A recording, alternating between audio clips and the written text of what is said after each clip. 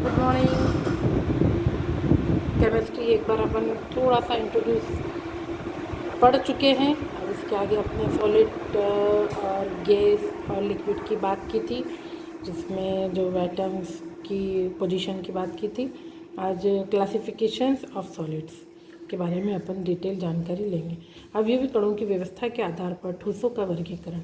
अवयवी कणों की व्यवस्था के आधार पर जो सॉलिड हैं उन्हें दो हिस्सों में डिवाइड किया गया है, क्रिस्टल ठोस और अक्रिस्टल। क्रिस्टल को अंग्रेजी में कहते हैं क्रिस्टलाइन सॉलिड्स, और एक होता है अक्रिस्टलिन अमॉर्फस सॉलिड्स। अब अपन पहले क्रिस्टलीय ठोस की बात करेंगे।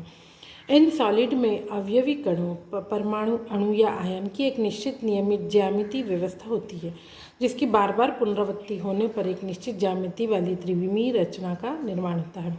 हम कह सकते हैं कि क्रिस्टलीय ठोसों में दीर्घ पराक्रम, लॉन्ग रेंज ऑर्डर होता है। इस तरह क्रिस्टलीय ठोसों में बड़ी संख्या में इन्हें बनाने वाली इकाई होती है, जिन्हें क्रिस्टल कहा जाता है। अतः क्रिस्टल वे ठोस होते हैं जो निश्चित ज्यामिति, आकृति, समतल फलक एवं तीक्ष्ण किनारे होते हैं। देखिए, एक जनरल सी डेफिनेशन बता रहे हैं। ज्यामितीय आकृति तो आप समझते हैं, स्क्वायर, रेक्टेंगल, सर्कल, ये सभी ज्यामितीय आकृति में आते हैं। उस फेसेस जो रहते हैं उनके प्लेन होते हैं, और कॉर्नर्स जो रहते हैं शार्प एजेस होते हैं। क्रिस्टली सॉलिड वास्तविक ठोस के रूप में जाने जाते हैं। जो क्रिस्टली सॉलिड हैं उन्हें ही हम ओरिजिनल सॉलिड कह सकते हैं। क्रिस्टली ठोसों के कुछ एग्जाम्पल हैं: सोडियम क्लोराइड NaCl। आपने देखा होगा आपके नमक कैसा होता है। सुक्रोज, शक्कर को आप इमेज कीजिए अपने दिमाग में, आपको समझ में आएगा किस तरह के सॉलिड की बात कर रहे हैं। हीरा और क्वार्ट्ज सॉलिड आदि वस्तु। हीरा भी आपने देखा होगा कितना हार्ड होता है। तो इन सब चीज़ों को जो है क्रिस्टलाइन सॉलिड, सबसे बड़ी बात है इनका एक निश्चित शेप होता है। ये अंदरूनी तौर पर ज्यामितीय शेप में एक के ऊपर एक परत दर परत चढ़े होते हैं। Amorphous solids. अमॉर्फस सॉलिड जिन्हें अमॉर्फस कहा जाता है, ये वर्ड जो है ग्रीक वर्ड अमॉर्फो से व्युत्पन्न किया गया है। इसका अर्थ होता है आकारविहीन यानी शेपलेस होते हैं, जो इंगित करता है कि अक्रिस्टलीय सॉलिड में अवयवी कणों की व्यवस्था नियमित नहीं होती है। यद्यपि कुछ पदार्थों में अवयवी कणों की व्यवस्था में लघु पराक्रम होता है, जिसमें ये क्रिस्टलीय सॉलिड की तरह व्यवहार करते हैं। ऐसे एरिया जो क्रिस्टलेट्स कहलाते हैं। इस तरह अक्रिस्टलीय सॉलिड में अवयवी कणों की व्यवस्था में लघु पराक्रम होता है। इसमें क्या होता है कि सिस्टमेटिक नहीं होता, एक के बाद एक जमे नहीं होते हैं। ये दोनों डायग्राम की अपन बात कर रहे हैं, इसको आप ध्यान से देखें और समझें कि ये किसी ज्यामितीय संरचना बिल्कुल एक जैसी बनी हुई है, और यहाँ पे थोड़ी सी डिस्टर्ब है। यद्यपि दोनों संरचनाएं समान दिखाई पड़ती, किंतु संरचना बी में दीर्घ पराक्रम अनुपस्थित होते हैं। इस कारण से ही क्रिस्टलीय पदार्थों का निश्चित ज्यामितीय आकार होता है, जबकि अक्रिस्टलीय पदार्थों की अनियमित आकृति होती। ठीक है, यहाँ पर ये समझना है कि इनका जो शेप रहता है, इसी कारण से क्रिस्टलीय पदार्थों का निश्चित ज्यामितीय आकार होता है, जबकि अक्रिस्टलीय पदार्थों की अनियमित आकृति होती है। अक्रिस्टलीय सॉलिड में अक्रिस्टलीय सॉलिड को स्यूडो सॉलिड भी कहा जाता है, जैसे कांच, रबर, स्टार्च, सेल्यूलोज, प्लास्टिक आदि इनमें कुछ सामान्य उदाहरण हैं। क्रिस्टलीय तथा अक्रिस्टलीय सॉलिड में डिफ्रेंसिएशन अपन यहाँ पर देखेंगे। क्रिस्टलीय अक्रिस्टलीय ठोसों में मुख्य अंतर निम्न बिंदुओं के आधार पर स्पष्ट किया गया है। ज्योमेट्री के शेप की बात कर रहे हैं अपन, किस तरह से उनका शेप होता है। क्रिस्टलीय सॉलिड को निश्चित एवं नियमित ज्यामिति होती है, जो कि पूरे क्रिस्टल में एक समान होती है। अतः क्रिस्टलीय सॉलिड में कणों की व्यवस्था में दीर्घ पराक्रम होता है, जबकि अक्रिस्टलीय सॉलिड में कणों की व्यवस्था में दीर्घ पराक्रम नहीं होता। इनमें अधिकतम पराक्रम 10 m तक होता है। अतः इनमें अवयवी कणों में लघु पराक्रम उपस्थित होता है। ये तो इनकी ज्यामिति की बात हुई कि किस तरह से ये सब सेट होते हैं। अब अपन मेल्टिंग पॉइंट यानी कि जिस पॉइंट पर यह गलना शुरू होता है, इसे हिंदी में गलनांक कहा जाता है। क्रिस्टलीय पदार्थों के गलनांक तीक्ष्ण होते हैं, जबकि अक्रिस्टलीय पदार्थों का एक निश्चित गलनांक नहीं होता। ये ताप के एक लंबे परास पर धीरे धीरे पिघलते हैं। इसी कारण कांच एवं प्लास्टिक ताप के एक परास पर मुलायम हो जाते हैं, जिससे उन्हें विभिन्न आकार में आकृति में बदला जा सकता है। अक्रिस्टलीय ठोसों की गलन की ऊष्मा निश्चित नहीं होती। यहाँ पर हम जानते हैं कि कांच को और प्लास्टिक को जब गलाया जाता है तो एक निश्चित पॉइंट पर आकर ख़त्म नहीं हो जाते हैं, वो शेप बदलते हैं। तो ये मेल्टिंग पॉइंट भी इसके लिए इम्पॉर्टेंट है।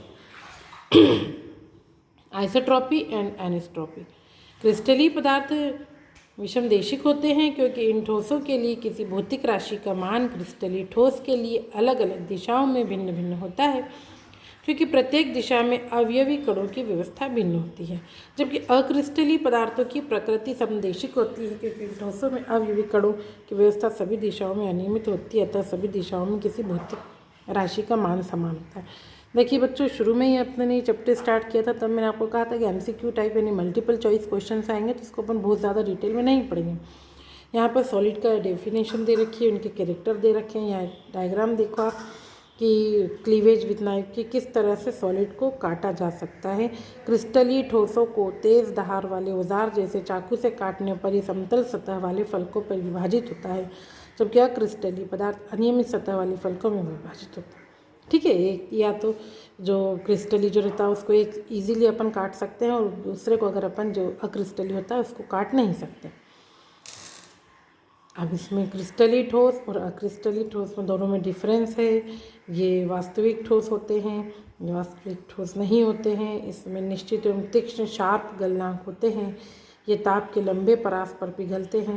यानी कि आपको खुद को एक दिमाग में लाना पड़ेगा। आप क्रिस्टली ठोस में आप फिटकरी को अपने दिमाग में लें, आप नमक को लें, और अक्रिस्टली में आप सॉलिड को ले लें, लोहे को ले लें। तो आप इस दोनों के अंदर आप कंपैरिजन करके आप क्या लिखेंगे, हैं दोनों ही सॉलिड, लेकिन किस तरह के सॉलिड हैं आप इस बात को समझते हैं। जनरल सा टॉपिक है ये। क्रिस्टल एवं अक्रिस्टलीय ठोसों के बारे में महत्वपूर्ण तथ्य अच्छे दे रखे हैं यहाँ पर। एक बार मैं आपको सुना देती हूँ। कुछ क्रिस्टलीय पदार्थ एनिसिलिंग अर्थात गर्म ठोस को धीरे धीरे ठंडा करने पर या लंबे समय के बाद क्रिस्टलीय ठोस में परिवर्तित हो जाते हैं। फॉर एग्जाम्पल, कुछ विशेष प्रकार के कांच को समान लंबे समय बीतने के पश्चात सूक्ष्म क्रिस्टलीयकरण के कारण दूधिया हो जाते हैं। कुछ अक्रिस्टलीय ठोसों में द्रवों के समान बहावशीलता का गुण पाया जाता है, अतः इन्हें छद्म ठोस या अतिशीतित द्रव कहा जाता है। उदाहरणार्थ, कुछ अति प्राचीन इमारतों की खिड़कियों के कांच शीर्ष की तुलना में नीचे की ओर मोटे होते हैं, जो कि कांच की अत्यंत धीमी बहावशीलता को व्यक्त करते हैं। ठीक है, सॉलिड इसमें रखा जाता है। पुरानी बिल्डिंगों में देखना कांच जो रहता है नीचे की ओर मोटे होते हैं और ऊपर से थोड़े हल्के रहते हैं, तो ये फ्लूइडिटी को शो करते हैं। पदार्थ की पिघली व्यवस्था के अत्यंत रैपिडली से ठंडा करने पर वाष्प को सीधे संघनित या क्रिस्टलीय पदार्थों में परिवर्तित किया जा सकता है। फॉर एग्जाम्पल, क्वार्ट्ज सिलिका को क्रिस्टलीय रूप होता है जिसमें SiO4 के चतुष्फल की इकाइयाँ होती हैं, किंतु इसे पिघलाकर तेज़ी से ठंडा करने पर इसे अक्रिस्टलीय प्रकृति वाले कांच में परिवर्तित हो जाता है। कुछ पदार्थ ऐसे होते हैं जिनमें अवयवी कणों की विभिन्न व्यवस्था के कारण ये अलग अलग शो करते हैं क्रिस्टलीय। फॉर एग्जाम्पल, कार्बन, ग्रेफाइट, हीरा एवं फुल्लेरीन जैसी 3 क्रिस्टलीय रूपों में पाया जाता है। पदार्थ के इन रूपों को बहुरूप या पॉलीमर्स कहते हैं। तत्वों के इस गुण को अपरूपता, यहाँ पर एक बात ये ध्यान, एलोट्रॉपी किसे कहते हैं, जब एक ही पदार्थ अलग अलग तरह से अपने कैरेक्टर शो करता है तो उसे अपरूपता कहते हैं। ठीक है, आज के लिए इतना काफ़ी है। Thank you. Stay blessed, stay safe and stay home.